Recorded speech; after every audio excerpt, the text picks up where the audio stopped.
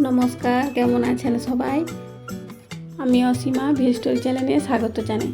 আজকের দিনটা ছিল সোমবার, চৈত্র সংক্রান্তির দিন। সন্ধ্যায় যাব চড়ক মেলা দেখতে, আপনাদেরকেও সাথে নিয়ে যাব। এখন বাজে সকাল 9:30। কই মাছ নিয়ে বসে পড়েছি কাটতে। আর এই কই মাছগুলো আমাদের পুকুরেরই আপনাদের দাদাভাই ধরে এনেছিল, জাবিয়ে রেখেছিলাম। কই মাছগুলো বেশি দিন জাবিয়ে রেখে দিলে অনেকটা ছোট সাইজের হয়ে যায় আর গায়ে দাগ হয়ে যায়, সেই জন্য রান্না করে নিচ্ছি। কই মাছ খেতে খুবই ভালো লাগে, কিন্তু বাছতে অনেকটা সময় লাগে। আমরা খুঁটে ছাই নিয়ে কেটে নিই ধরে।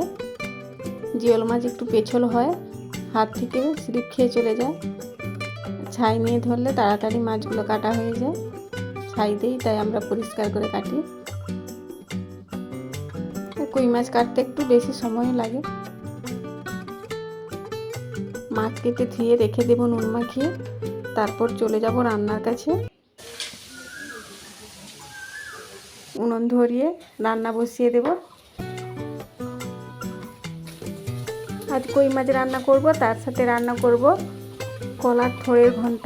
আর এই থোড়টা বিচে কলা গাছের হলে খেতে খুবই ভালো লাগে, তাই আমি বিচে কলা গাছ থেকে কলার থোড় কেটে নিয়ে এসেছিলাম 2 দিন আগে। একটুখানি ছাল রেখে দিয়েছি যাতে না শুকিয়ে যায়। এখন তো প্রচুর গরম পড়েছে, খোলা ছাড়িয়ে রেখে দিলে শুকিয়ে যায়, সেই জন্য একটা দুটো খোসা রেখে দিয়েছি। থোড়টা এতে ভালো থাকবে। গ্রামের দিকে প্রচুর পরিমাণে কলার গাছ হয়, সেই জন্য এই থোড়গুলো আমরা এমনিতেই পাই, আমাদেরকে কিনতে হয় না।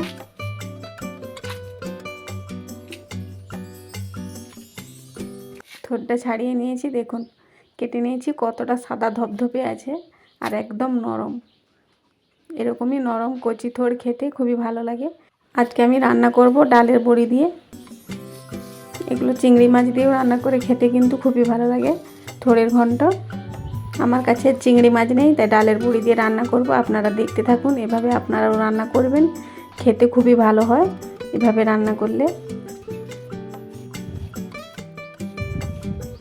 থোড়টা এতটাই নরম, খুব সহজে কাটা হয়ে যাচ্ছে। আর এই আঁশগুলো ফেলে দিতে হবে।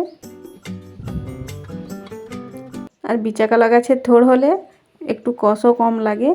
আর অন্য কলা গাছের থোড় খাওয়া যায়, কিন্তু একটু বেশি কষ লাগে, খেতে ভালো লাগে না।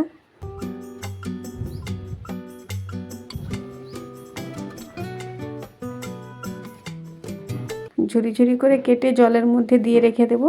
শুকনোতে একদম কেটে রাখবেন না, তাহলে কালো পড়ে যাবে। সুন্দর করে জল থেকে তুলে নেব।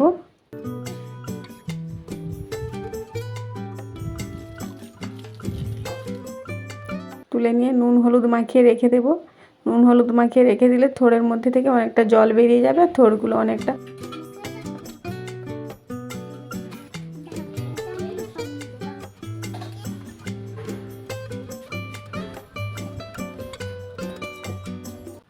এবারে কড়াই বসিয়ে প্রথমে আমি মাছগুলো ভেজে নেব।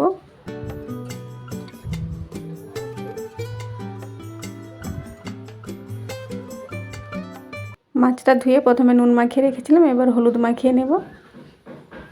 কড়াই গরম হয়ে গেছে, দিয়ে দেব সরিষার তেল। একে একে মাছগুলো দিয়ে উল্টে পাল্টে ভেজে নেব।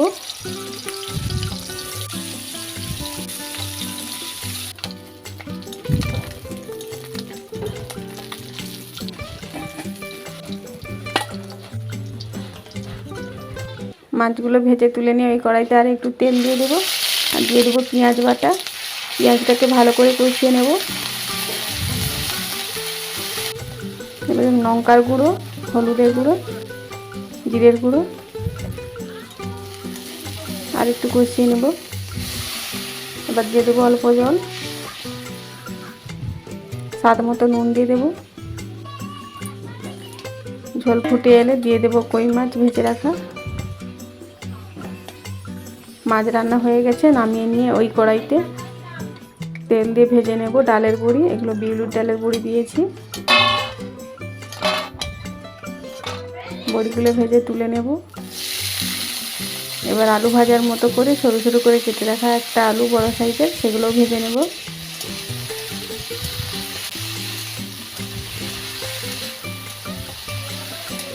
আলু ভেজে তুলে রেখে দিয়ে এবার একটু বেশি করে তেল দিয়ে দেবো, এই তেলের মধ্যেই রান্না হবে। দিয়ে দেবো শুকনো লঙ্কা, 5 ফোড়ন। ফোড়ন ভাজা হয়ে গেলে অল্প করে পেঁয়াজ কুচি দিয়ে দেবো।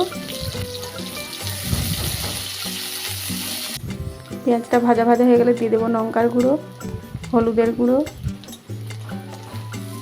ভালো করে কষিয়ে নেব। এবার দিয়ে দেবো জিরের গুঁড়ো।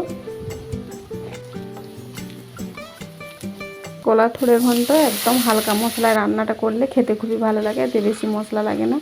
এবার ভেজে রাখা আলুগুলো দিয়ে দেব, ভালো করে কষিয়ে নেব।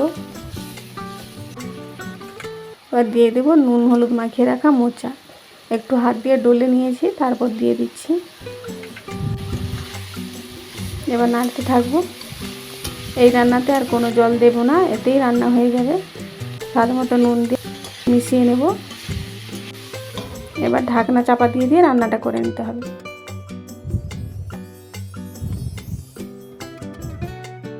এর মধ্যে কিন্তু একটুও জল না দিয়ে রান্নাটা করেছি। এবার দিয়ে দেবো ভেজে রাখা ডালের বড়ি। ঘন্টটা রেডি হয়ে গেছে, এবার নামিয়ে নেব।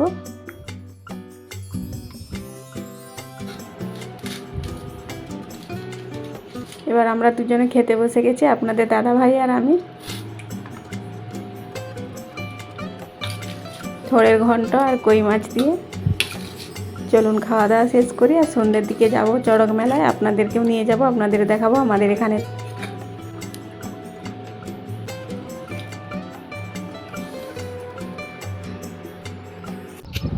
বিকেলবেলায় চলে এলাম মাঠে পালং শাকের বীজ ঝেড়ে নিতে। বীজ কেটে রোদ্দুরে দিয়ে রেখেছিলাম, তারপর ঝেড়ে নিচ্ছি। এই বীজগুলো সংগ্রহ করে রেখে দেবো আবার শীতকালে বোনার জন্য। প্রায় সন্ধে হয়ে আসছে, বাড়ি চলে এলাম। বাড়িতে এসে একটু দেরি হয়ে গেছে। আমাদের বাড়ি থেকে সামনেই চড়ক মেলা, পায়ে হেঁটে 5-7 মিনিটের রাস্তা, সেই জন্য বেরিয়ে আসতে একটু দেরি হয়েছে। কথায় বলে না, সামনের মানুষ দেরি করে আসে, আমারও সেই অবস্থা। আর প্রথমজন উঠে পড়েছিলেন তখন দেখুন নটরাজ সেজে, বাবা মহাদেব সেজে চড়ক গাছে উঠে পড়েছে। দাঁড়ান বাজনাটা একটু আপনাদের।